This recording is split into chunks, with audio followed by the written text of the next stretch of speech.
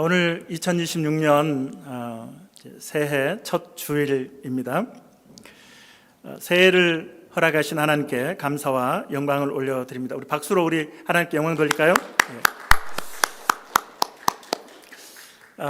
저는 새해 첫날 마음이 아주 뭉클한 사진 한 장을 받았습니다. 사진 보시면 눈이 내린 길 위로 두 사람의 발자국이 선명하게 새겨진 사진입니다. 이 사진과 함께 저에게 다음과 같은 메시지를 보내오셨습니다. 샬롬, 2026년 목사님의 사역에 하나님의 은혜가 함께 하시길 기도합니다. 이 시간은 한국 시간입니다. 새벽 4시 50분입니다. 지금 이곳은 어제 오후부터 눈이 와서 아침까지 눈이 내리고 바람이 불고 있습니다. 그래도 어머니는 나오셔서 기도하고 가셨습니다. 주의 은혜가 온 가정 위에 풍성하게 부어지기를 기도합니다. 제 고향 시골 교회 목사님이 보내주신 문자입니다. 저희 모친은 올해 95세입니다. 놀래시는 분이 몇 분 계시네요. 95세신데 제가 보니까 이 보조기구를 밀고 새벽에 한 3시 정도면 일어나시는 것 같아요. 교회로 가시는데 새해 첫날도 눈이 오고 바람이 부는데 교회에 오셨다 가셨다고 어머님의 발자국을 담임 목사님이, 시골 목사님이 찍어서 저에게 보내주셨는데 제가 얼마나 마음이 뭉클한지 모릅니다. 여러분들이 저에게 새해 인사로 문자를 이렇게 보내주셨지만 이 문자와 사진만큼 저를 감동시키는 그런 내용은 없었습니다. 저 새벽에 눈보라가 치는 새벽에 우리 95세 된 모친이 아들을 위해서 뭐 다른 거 기도하시겠어요? 나는 너를 위해 기도한다 이렇게 늘 말씀하시는데 저와 섬기는 교회를 위해서 새벽마다 기도하고 계시는데 정말 어머니하고 제가 중학생 때 같이 새벽 기도를 다녔던 그 추억이 아직도 저에게 든든한 그런 믿음의 기초가 되고 있습니다. 사랑하는 여러분, 여러분의 자녀들에게 기도하는 아버지, 어머니가 되기를 주님의 이름으로 축원합니다. 기도하는 부모는 자녀에게 감동을 줍니다. 기도를 통해서, 부모의 기도를 통해서 하나님은 자녀에게 하늘의 복을 부어 주십니다. 기도하는 부모의 자녀는 망하지 않습니다. 수많은 사람들이 간증할 때 방황하다가 교회로 돌아왔다고 이야기하는 그 내용 중에 대부분은 어머니, 아버지의 그 눈물의 기도가 나를 방황을 멈추고 하나님께 나오게 했습니다. 이런 간증을 하는 것을 여러분들이 들으셨을 것입니다. 2026년 한 해 동안 여러분의 가족을 위해서, 자녀를 위해서 기도하시는 우리 성도들이 되어지기를 주님의 이름으로 축원합니다. 이 시간에 짧은 영상 하나를 보게 될 텐데 여러분 쉰들러 리스트라고 하는 영화를 보신 분들이 있으실 텐데 연세 드신 분은 거의 대부분 보셨을 겁니다. 2차 세계대전 때 자신의 재산을 다 사용해서 유대인 1100명을 살린 실화를 바탕으로 한 영화입니다. 짧은 영상을 보고 설교를 이어가도록 하겠습니다.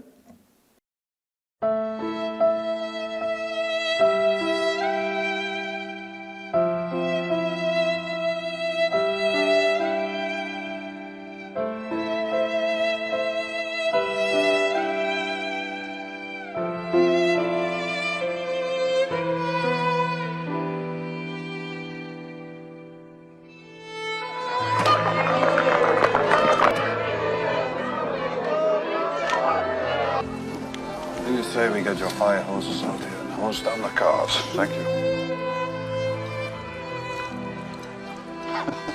Indulge me. Andolo.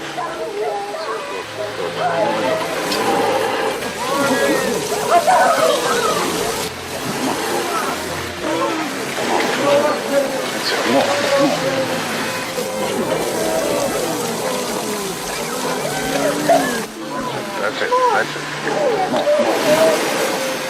This is really cruel, Oscar. You're giving them hope. You shouldn't do that.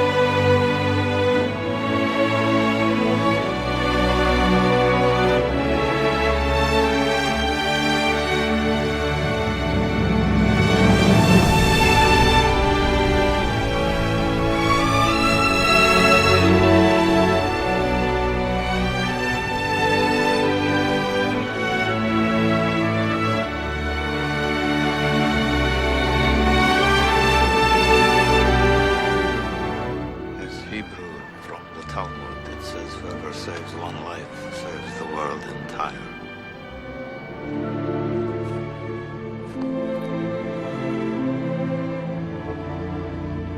I could have got more out of it. I don't know. I didn't do enough. You did so much.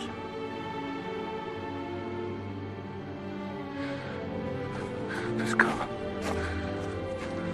Kurt would have bought this car. Why did I keep the car? 10 people right there. 10 more people. This pin. 2 people. This is gold. 2 more people. You would have given me 2 for it. At least 1. You would have given me 1. 1 more. 1 more person. Person stand for this. I could have got 1 more person. And I didn't. I didn't.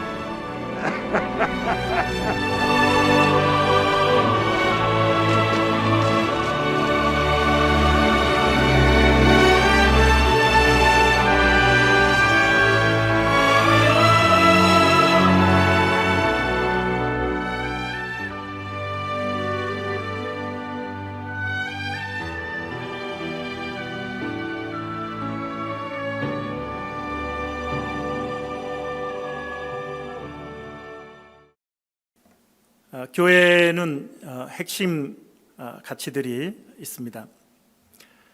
5가지 핵심 가치가 있는데 옆에도 휘장으로 이렇게 비슷한 내용들이 있는데 예배, 그리고 성도의 교제, 섬김, 전도와 선교, 이 핵심 가치들을 실천하는 교회가 성도들이 건강한 성도요, 건강한 교회입니다. 우리 교회는 예배에 대해서 또 교제에 대해서는 우리가 열심히 실천해 왔습니다. 양육과 섬김의 가치에 대해서도 나름 열심히 해 왔습니다. 이제 나머지 한 축인 전도와 선교의 가치를 실천함으로 하나님께서 기뻐하시는 우리 교회, 우리 성도들이 다 되어야 할 것입니다. 할렐루야. 사도 바울은 로마서 10장 14절로 15절에서 전하는 사람이 있어야 믿는 자도 있고 그 전하는 자의 발이 얼마나 아름다운가라고 말씀하고 있습니다. 우리 14절, 15절, 로마서 10장 14절, 15절 같이 읽습니다. 그런즉 그들이 믿지 아니하는 일을 어찌 부르리요? 듣지 못하는 일을 어찌 믿으리요? 전파하는 자가 없이 어찌 들으리요? 보내심을 받지 아니하였으면 어찌 전파하리요? 기록된 바 아름답도다 좋은 소식을 전하는 자들의 발이여 함과 같으니라. 오늘 우리가 하나님의 명령을 순종하는 데 있어서 형식과 프로그램이 되지 않았으면 좋겠습니다. 이것은 해도 되고 안 해도 되는 것이 아니고 한 사람이 여러분 옆에서 죽어가고 있다면 여러분은 어떻게 하시겠습니까? 그냥 버리고 가시겠습니까? 그럴 수 없는 거죠. 우리에게 하나님이 말씀하시는 것은 지금 내 옆에 있는 죽어가는 영혼들에게 생명의 복음을 전해서 지옥문 앞에서 건져내라고, 천국으로 들어갈 수 있도록 인도하라고 말씀하십니다. 저도 어렸을 때부터, 제가 지난번에 말씀을 드렸지만 도시에서 그 시골 섬에 여름 성경학교를 하려고 젊은 분들이 휴가를 반납하고 와서 성경학교를 해주면서 제가 교회에 발을 들여놓게 되었습니다. 그리고 또다시 저에게 복음을 전한 사람은 몸이 아픈 분이었습니다. 새벽에 제가 어린 시절에도 교회에 가서 새벽 예배에 참석하면 이분이 손을 콕 모으고 무릎 꿇고 기도하는데 코가 쭉 늘어져서 그 어린 제가 보기에 아슬아슬한 거예요. 손을 모으고 있는 손에 닿기도 하고 흘러내리고 몸이 신체적으로 건강하지 않는 그런 분이었는데 그분이 저를 교회에 한번 오거라 해서 제가 교회를 가게 되었었습니다. 그리고 그분은 얼마 후에 돌아가셨습니다. 여러분, 영혼을 살리는 것은 얼마나 하나님이 원하시는 일이고 중요한 일이고, 우리에게도, 우리가 아까 신들러에게 1100명이 와서 인사를 하고, 그리고 그 후에도 그의 그 살아남은 후손들이 신들러의 무덤에 가서 꽃을 올리고 또 감사의 표시를, 조상들을 살려준 그 은혜를 감사하는 것을 영화에서 볼 수 있는데, 우리가 천국에 가서 당신 때문에 내가 예수를 믿었습니다, 당신 때문에, 당신으로 인해서 내가 지옥에 가지 않고 천국에 가게 되었습니다 라고 하는 이야기를 들을 수 있다면 그것보다도 더 귀한 일이 없을 것이고, 하나님으로부터 사랑하는 종아, 사랑하는 아들아, 사랑하는 딸아, 너로 인해서 한 영혼이 지옥에서 천국으로 옮겨졌구나, 귀하다, 잘했다, 착하고 충성된 종이라고 주님이 칭찬한다면 그것보다 더 영광스러운 일이 어디 있겠습니까? 그런데 우리는 교회는 열심히 다니는데 전하는 일에 소홀한 것이 우리의 모습입니다. 앞에서 로마서 10장에서도 사도 바울이 우리에게 말씀하고 있는 것은 전해야 듣는다고 하는 거예요. 전하는 자가 있어야 듣는 자, 구원받는 자도 생긴다라고 말씀합니다. 많은 분들이 우리 교회에 부흥을 이야기합니다. 그러나 전하지 않으면서 부흥을 이야기하는 것은 어불성설이죠. 도저히 일어날 수 없는 일입니다. 우리는 전하면서 부흥을 이야기해야 하는 것입니다. 그러나 우리가 전하는 것에 너무 큰 부담을 가질 필요는 없습니다. 우리는 전하지만 역사하시는 분은 하나님이십니다. 성령님이십니다. 한번 따라하겠습니다. 우리가 전하면 그 영혼을 살리시는 분은 성령님이십니다. 예. 우리의 역할 분담이 정확해요. 우리는 그냥 전하기만 하지만 그 사람이 마음을 열고 예수님을 믿게 하는 것은 성령님이 하시는 것이죠. 성경에는 가장 짧으면서 파워풀한 전도 메시지가 있습니다. 그것은 바로 와 보라입니다. 와 보라. Come and see. 와 보라. 요한복음 1장 46절에 보면 빌립이 나다나엘을 전도할 때 했던 말입니다. 우리 같이 읽어볼까요? 시작. 나다나엘이 이르되 나사렛에서 무슨 선한 것이 날 수 있느냐. 빌립이 이르되 와서 보라 하니라. 와서 보라. Come and see. 와 보라. 이 짧은 이 말이 나다나엘을 예수님의 제자가 되도록 했다라고 하는 것입니다. 저는 이 와보라라고 하는 이 짧은 메시지의 파워를 저는 경험한 사람입니다.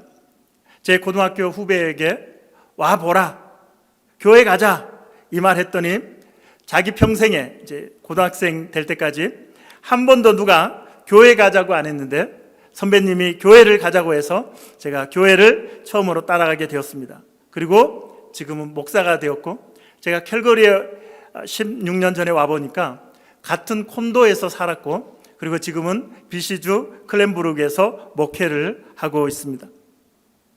여러분, 이 말 할 수 있잖아요. 와보라, come and see, 와보라. 누구나 할 수 있는 말인데, 이 말이 우리 입에서 누군가에게 내뱉어졌을 때 그 사람은 영원히 살아날 수 있다라고 하는 것이죠. 하나님께서는 2026년 사랑의 교회 성도들에게 입을 열어서 와보라, 영어로 이 세 단어 come and see를 한번 외쳐봐라, 강권해서 내 잽을 채우라, 하나님이 말씀하고 있습니다. 오늘 본문에 보면 한 사람이 큰 잔치를 베풀었습니다. 그리고 많은 사람들을 초청하게 됩니다. 유대인의 관습에는 이 잔치를 배설하고는 두 번의 청을 한다고 합니다. 첫 번째는 잔치가 있을 것이라고 하는 초대장을 전하고 상대방의 대답을 받게 되고, 두 번째는 잔치가 다 준비되었을 때 종을 보내서 이제 잔치에 오시라고 전하는 것이죠. 오늘 본문에서는 어떤 상황입니까? 잔치를 다 준비해 놓고 첫 번째 초청장을 보낸 사람들, 그리고 참여하겠다고 했던 사람들에게 종을 보내서 이제 잔치가 다 준비되었으니 오십시오라고 초대를 하게 되는 메시지가 오늘 본문에 기록이 되어 있습니다.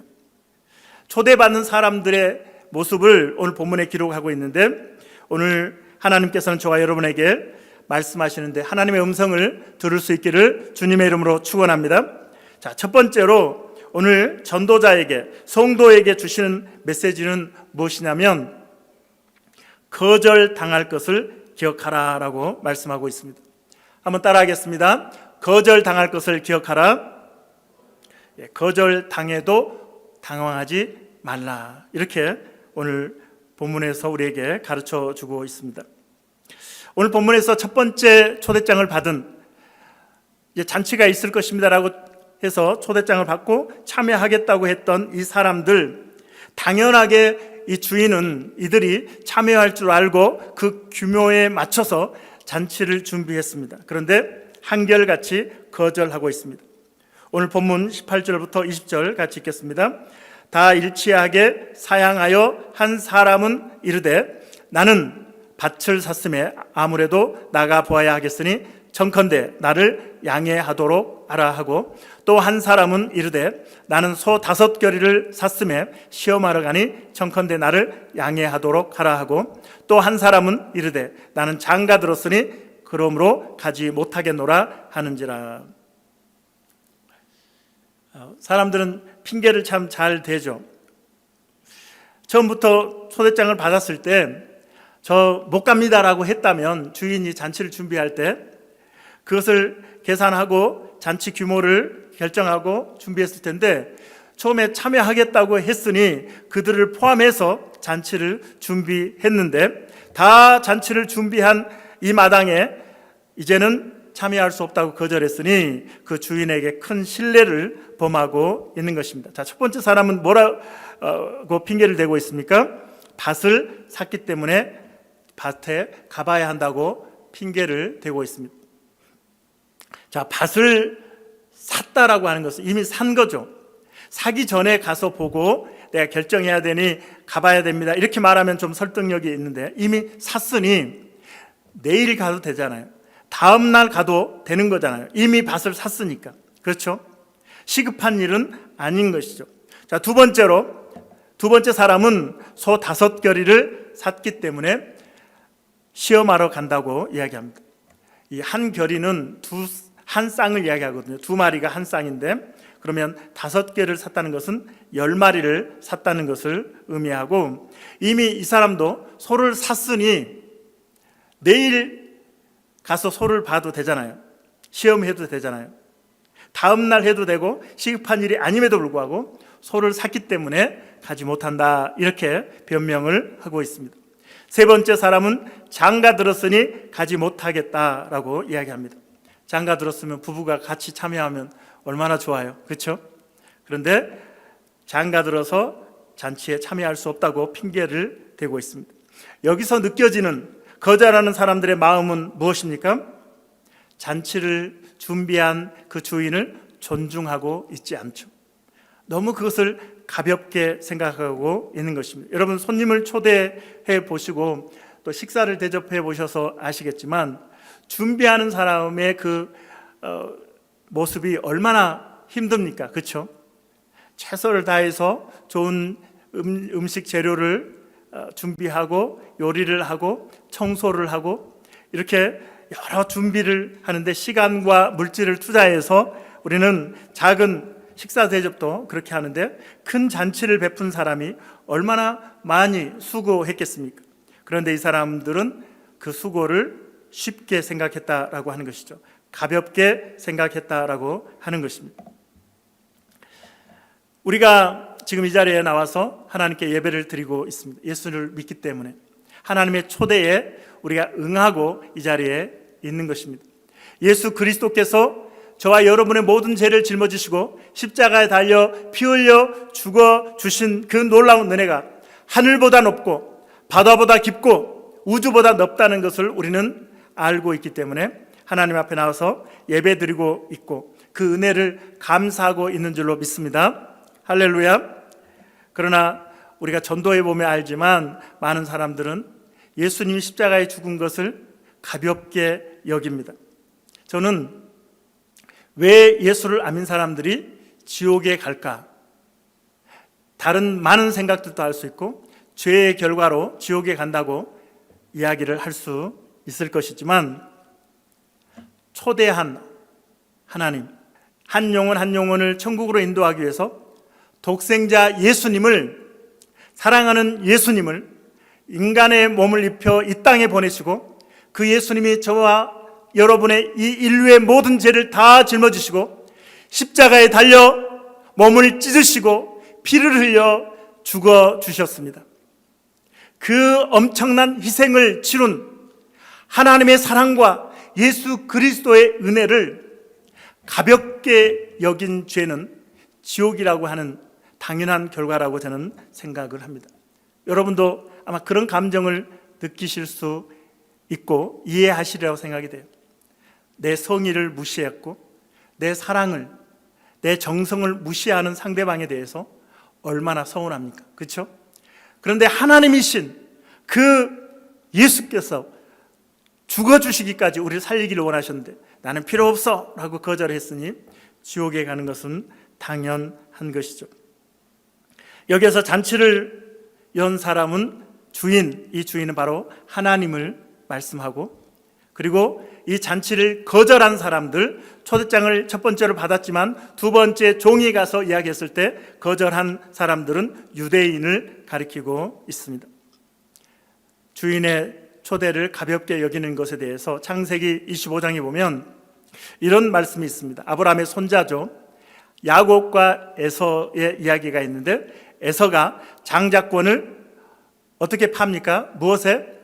팥죽 한 그릇에 야곱에게 장자권을 파는 내용이 기록이 되어 있습니다. 창세기 25장 33절로 34절 읽겠습니다. 33절, 야곱이 이르되 오늘 내게 맹세하라. 에서가 맹세하고 장자의 명분을 야곱에게 판지라. 야곱이 떡과 팥죽을 에서에게 주매 에서가 먹으며 마시고 일어나 갔으니 에서가 장자의 명분을 어떻게 해요? 가볍게 여김이었더라.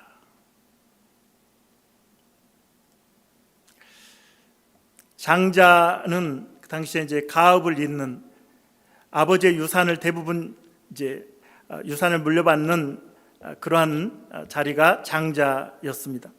뿐만 아니라 그 당시에는 제사장의 그 축복권이 장자에게 있었습니다. 이 두 가지도 너무나 귀하지만 그러나 더 중요한 것은 아브라함의 후손을 통해서 하나님은 이 구원자 메시아 예수님을 보내시겠다고 하는 그러한 작정을 하고 계셨습니다.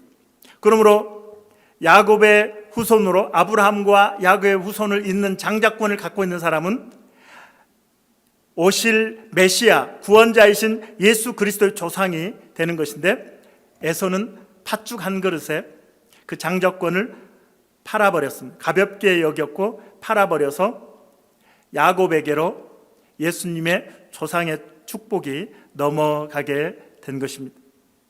여러분, 우리는 신앙생활하면서 너무 가볍게 생각하는 것들이 너무나 많이 있습니다.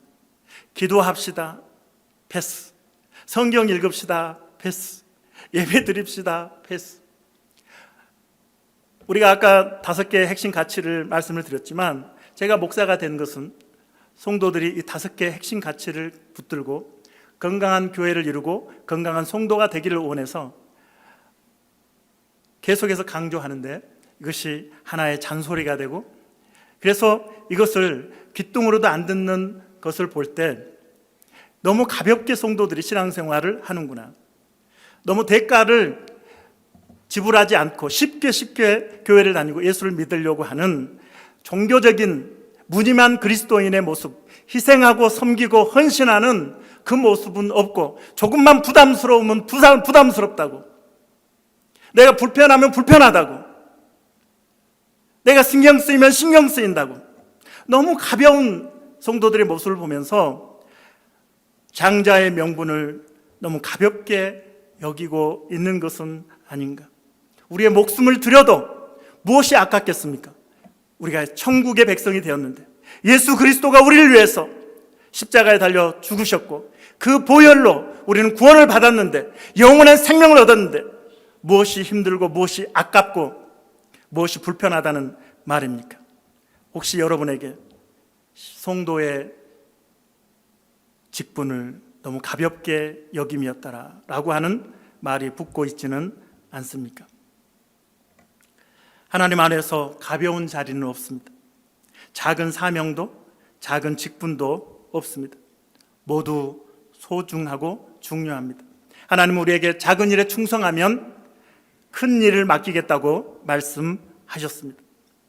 여러분이 맡고 있는 어떤 일이라도 하나님께서 여러분에게 맡기신 일임을 기억하고 가볍게 생각하지 마시고 충성하여 하나님의 복을 누리는 성도들이 다 되시기를 주님의 이름으로 축원합니다. 제가 중학교 때 그 집사가 되었습니다. 우리 이 아이들이 입교를 하고 세례를 받잖아요. 이 아이들에게 집사의 의미는 무엇일까요? 집사라고 하는 것이 마음에 와 닿을까요? 저도 이 아이들만한 나이에 집사 직분을 받았습니다. 재직해 서기도 하고 목사님하고 신방도 다니고 새벽 예배, 수요일 또한 학생 예배, 구역 예배, 모든 예배를 참석하고 대예배, 모든 예배 대표 기도도 하고, 또 집사님들이 기도 차례인데 빠지면 목사님이 손집사 기도해 그러면 또 준비 안 된 상태에서도 기도하고. 여러분, 그 아이가 집사라고 하는 직분을 가볍게 여길 수 있는 거잖아요. 집사의 이 10살, 12살, 13살 된 아이가 집사라고 하는 직분의 무게를 얼마나 그것이 심각하게 받아들일 수 있겠습니까? 하지만 끝까지 감당했을 때 하나님께서 여기까지 인도해 주셨습니다. 할렐루야. 어떤 일이라도 교회에서 하나님 안에서 사소한 일은 없다. 무게를 느끼고 여러분 진지하게 우리가 신앙생활을 했으면 좋겠습니다. 우리가 신앙생활하면서 사명을 감당할 때 쉽지 않는 일들이 펼쳐집니다. 특별히 오늘 본문에 이제 전도를 주제로 해서 제가 말씀을 전하기 때문에 전도에 대해서 말씀을 드리면, 전도할 때 대부분 거절을 많이 당합니다. 우리가 전도를 힘들어하는 이유는 무엇입니까? 전도를 힘들어하는 이유는 거절을 당하기 때문에, 거절을 두려워서, 거절당하는 것이 힘들어서 전도하지 않습니다. 그래서 이 전도를 잘하는 분들에게 수식어가 붙잖아요. 한번 물면 절대 놓지 않는 진돗개처럼 전도하기 때문에 진돗개 전도왕이라고 하는 수식어가 붙습니다. 고구마, 여러분 시골에서 이제 어렸을 때 고구마를 이렇게 어머님이 삶으시면 젓가락으로 한번 찔러봐라, 익었는지 한번 확인해라. 그래서 젓가락이 잘 들어갈 때까지 찔러보잖아요, 그렇죠? 한번 찔러서 잘 안 들어가면 아직 안 익었네요. 또 찔러보면 반절 정도 들어갑니다. 이제 몇 번 찔러보면 푹 들어가거든요. 어머니 이제 불 꺼도 되겠어요. 고구마가 다 익었어요. 그래서 고구마 전도왕이 있습니다. 계속해서 찔러 보는 것이죠. 거절과 실패를 두려워하면서 우리는 성공할 수 없는 거죠. 야구 선수 중에 여러분 야구 아시죠? 야구에서 사할 타자, 사할을 안타를 치거나 홈런을 치는 타자는 전설적인 선수라고 부릅니다. 사할. 그런데 3할만 돼도 강타자라고 부르거든요. 그런데 이 선수가 3할이라고 하는 의미는 무엇입니까? 7할을 헛스윙했다는 것을 의미합니다. 10번 중에 7번 헛스윙을 한 다음에 단지 3번을 쳤는데 강타자라고 부르게 되는 것이죠. 헛스윙을 두려워하면 홈런 타자도 될 수 없고 강타자도 될 수 없습니다. 좋은 선수가 될 수 없습니다. 여러분 기억하시기 바랍니다. 전도할 때 거절당하는 것은 오늘 당연한 것이다 라고 말씀하고 있습니다. 당연하게 내 말을 잘 들을 것 같은 친구, 아주 인품이 좋은, 성격이 좋은 그런 사람이라 할지라도 그런 사람이 더 뺀질뺀질 더 우리의 전도를 거절하는 모습들을 우리가 경험하게 됩니다. 그러나 거절당하는 것은 오늘 주님이 우리에게 뭐라고 말씀하십니까? 당연하다, 자연스러운 것이다. 7할을, 8할을, 9할을 헛스윙 하더라도 한 번 홈런 치면, 한 번 안타 치면 된다. 낙심하지 말고 새로운 사람에게 나아가거라 라고 오늘 주님은 말씀하십니다.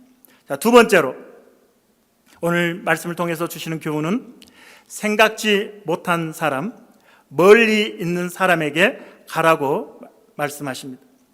생각지 못한 사람, 내 삶의 그 바운더리에 넘어서 있는 사람, 내가 바라보고 만나는, 접촉하는 사람들 그 너머에 있는 사람들에게 가라고 말씀하십니다. 오늘 누가복음 14장 21절로 23절 같이 읽겠습니다. 21절, 종이 돌아와 주인에게 그대로 구하니 이에 집 주인이 노하여 그 종에게 이르되 빨리 시내의 거리와 골목으로 나가서 가난한 자들과 몸 불편한 자들과 맹인들과 저는 자들을 데려오라 하니라.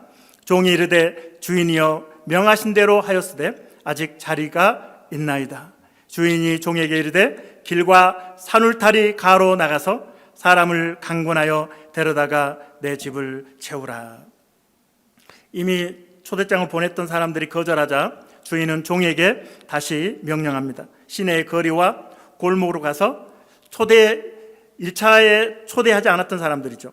가난한 사람들, 몸 불편한 사람들, 맹인들, 저는 자들을 데려오라. 소외된 사람들, 사회적으로 소외된 사람들, 그들을 데려오라고 말씀하십니다. 우리는 전도할 사람이 없다고 이야기하죠.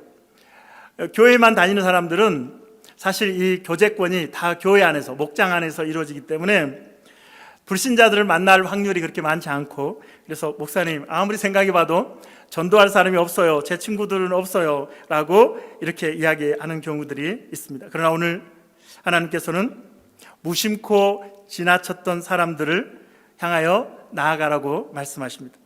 학교에서 대화 한 번도 안 한 사람, 직장에서 한 번도 인사하지 않았던 사람, 사회생활하면서 가끔 얼굴은 보지만 대화 한 번도 하지 않았던 사람, 그를 향하여 나아가고 그를 데려오라고 말씀하고 있습니다. 이제 4월 5일 날 부활주일인데 우리가 전도 대상자를 하나님 앞에 올려드리는, 한 명이든 두 명이든 세 명이든 네 명이든 여러분들이 하나님께 올려드리는 시간을 가지려고 합니다. 하나님 이 영혼을 구원하여 주시옵소서. 그래서 1월달, 2월달, 3월달은 전도할 대상자를 찾아 하나님께 기도하는, 하나님 전도할 대상자를 보여주시옵소서, 하나님께 기도하는 여러분들 되시기 바랍니다. 저는 오늘 아침에 한 명 주일학생 전도 대상자를 발견했습니다. 우리 윤호라고 하는 아이의 여자친구래요. 그 초등학교 몇 학년인지 2학년인지 애들이 사귄대요. 너 여자친구 교회를 데리고 와라. 어머니에게도 제가 문자 보냈어요. 어머니, 윤호 친구가 있다고 하는데, 여자친구 있다고 하는데 다음 주에 교회에 올 수 있도록 한번 가서 그쪽 부모님에게 말씀해 주십시오. 제가 주일날 픽업하겠습니다. 이렇게 문자를 보냈더니 그렇게 할게요 라고 답이 왔습니다. 돌아보면 나하고 전혀 관계없던 윤호 여자친구하고 저하고 무슨 상관이 있어요. 그러나 전도 대상자라고 하나님께 기도하고 찾으면 어떻게 하든지 하나님이 보여주십니다. 그래서 대상자를 보여달라고 한 3달 동안 기도하시기 바랍니다. 마음이 있으면 하나님이 열어주세요. 제가 한국에서 한 20년 정도 섬겼던 교회가 있습니다. 제가 고등학교 때부터 또 나중에 이제 전도사로, 강도사로, 부목사로까지 섬겼던 교회가 수원의 아주대 근처에 있습니다. 지금 교회가 한 5, 60년 된 그 연수가 된 교회라고 생각이 되는데, 아주대 캠퍼스가 옆에 있는데도 아주대 그 많은 대학생들을 전도할 생각을 그 교회는 몇십 년 동안 하지 못했었습니다. 그런데 어느 날 하나님이 제 눈을 확 열어서 그 많은 영혼들이 캠퍼스 안에서 바글바글 되는 것을 보게 하셨습니다. 그래서 그 후로는 학교를 거의 매일 찾아갔습니다. 개강 때는 부스를 만들어 놓고 신입생을 받기도 하고, 또 기숙사에 들어가는 아이들은 이 교문 앞에서부터 이불 들여다주고 짐 옮겨주고 하면서 그렇게 이제 전도를 했었습니다. 캠퍼스에 눈을 열어주시고 아주대에 열심히 나갔더니 어느 날은 운전하면서 정신없이 어디를 갔는데, 제가 도착해 보니 어디겠습니까? 학교 안에, 아주대 안에 제가 들어와 있는 것을 발견할 때도 있었습니다.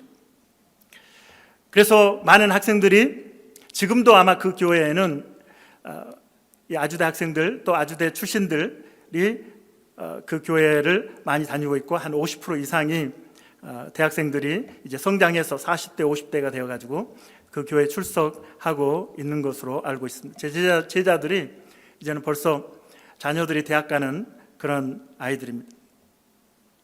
그래서 그 아주대를 중심으로 해서 수원에 있는 캠퍼스, 오산에 있는 캠퍼스, 안산에 있는 캠퍼스, 용인에 있는, 신갈에 있는 그 강남대까지 캠퍼스를 다니면서 그 학생들을 전도했습니다.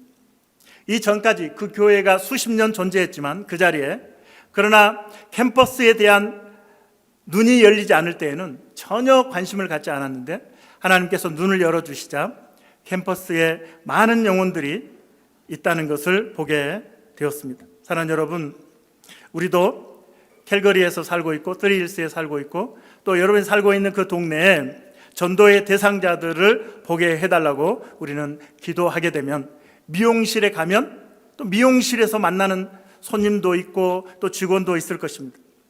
병원에 가면 병원에, 그렇죠? 병원에 가면 많은 사람들을 만날 수 있습니다.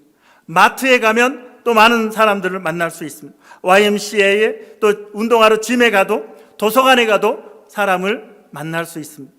저는 언젠가 이 썸머셋 이 시츄레인 역에서도 전도한 적이 있는데, 거기에도 한국 사람들 지나다니잖아요, 그렇죠? 중국 사람들은 티슈가 욕심이 나가지고 저한테 막 티슈 자꾸 달라고. 중국 사람들은 대단하더라고요. 우리가 마음을 쓰면 전도 대상자들은 어디에든 있습니다. 여러분을 위해 하나님이 예비한 영혼들이 있음을 여러분 기억하시기를 바랍니다. 오늘 23절에서 길과 산울타리로 가라. 이제 그 동네를 넘어서, 삶의 영역을 넘어서 또한 국경을 넘어서 다른 도시로, 다른 나라로 떠나라고 하나님은 또 말씀하고 있는 것입니다. 예수님께서도 사도행전 1장 8절에서 오직 성령이 너희에게 임하시면 너희가 권능을 받고 예루살렘과 온 유대와 사마리아와 땅끝까지 이르러 내 증인이 되리라 하시니라. 예루살렘과 온 유대와 사마리아와 땅끝까지. 여러분이 요즘은 이제 선교에 대한 전략이 많이 바뀌어서 땅끝이 내 뒤통수라는 것을 이제 깨닫는 분들이 있습니다. 땅끝이 북한과 또 아프리카만이 아니라 바로 내 뒤통수.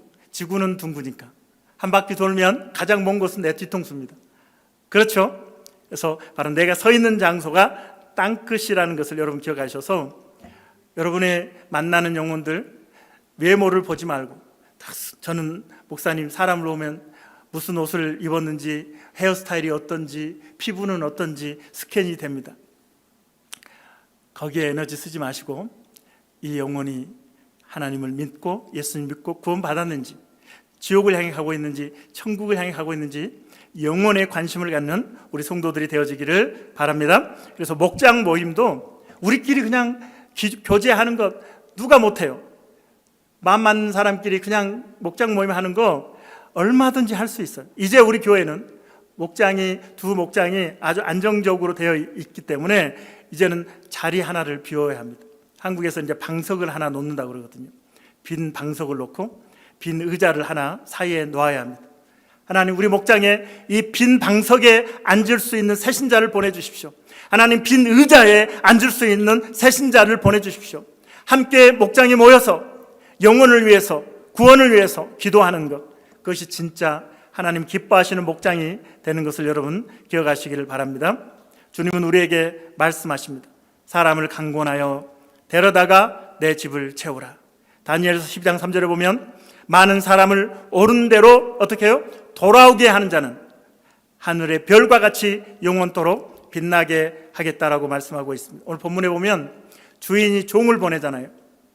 우리가 생각할 때 많은 종들을 보냈다고 생각을 하는데 이 종은 단수를 사용하고 있습니다. 한 종을 주인은 보내서 계속해서 심부름을 시키고 있습니다. 주인이 하나님이라고 말씀을 드렸습니다. 이 종은 예수 그리스도이십니다. 구원자 되신 한 분, 예수님이 이 땅에 오셔서 우리에게 구원의 길을 열어주신 것입니다. 지옥 가는 영혼들을 살리기 위해서 이 땅에 오셨고 십자가에 달려 돌아가신 것입니다. 그리고 그 예수님이 저와 여러분에게 말씀하십니다. 지상명령이라고 그러죠. 마태복음 28장 18절부터 20절 같이 읽겠습니다.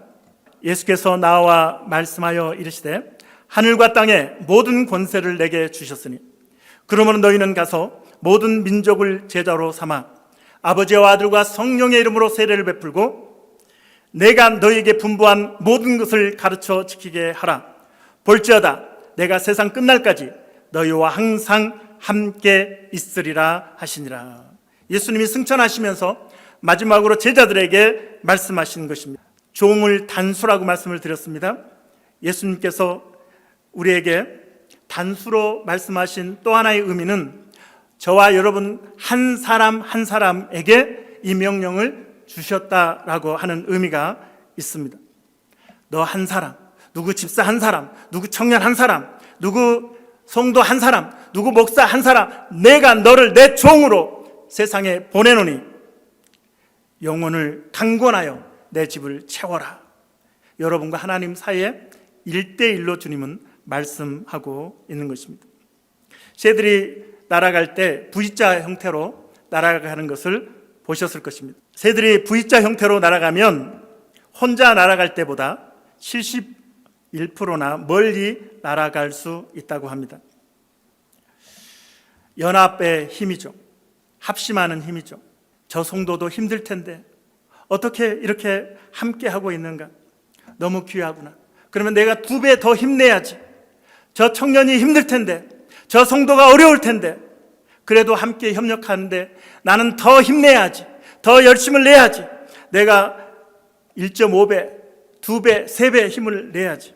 교회 사랑 헌금을 우리가 작정을 하면서 사실 제 마음에 제 상식으로는 보통 무슨 작정헌금을 한다고 하면 액수가 굉장히 많이 연상이 되거든요. 그래서 작정헌금을 이야기하면서 우리 성도들에게 괜히 부담을 주는 것 같아서 참 제가 부담이 됐습니다. 그런데 우리가 우리 이제 사역자들과 또 재직회에서 이것을 준비하다 보니 이제 가정별이 아니라 개인별인데 한 명이 25불을 하면 우리 교회가 2026년 동안 하려고 하는 사역들을 부담 없이 할 수 있다는 결론이 나온 거예요. 제가 얼마나 감사했는지 몰라요. 100불, 500불, 1000불이 아니라 25불이래. 그래서 우리 성도들에게 이 정도면 부담이 되지 않겠다라는 마음에 생각을 해서 제가 안심하게 되었습니다. 그럼에도 불구하고 부담이 되시는 분은 안 하셔도 됩니다. 공동체가 건강하게 세워갈 수 있도록 우리가 힘을 합치면 더 멀리 날아갈 수 있을 것입니다. 쉰들러를 우리가 영상을 봤습니다. 영혼을 살리는데 쓰임을 받는 얼마나 귀한 모습입니까? 저와 여러분도 올 한 해 우리가 살아가는 날 동안에 영혼을 살려서 정말 가치 있고 의미 있는 우리의 삶이 되어지기를 주님의 이름으로 축원합니다.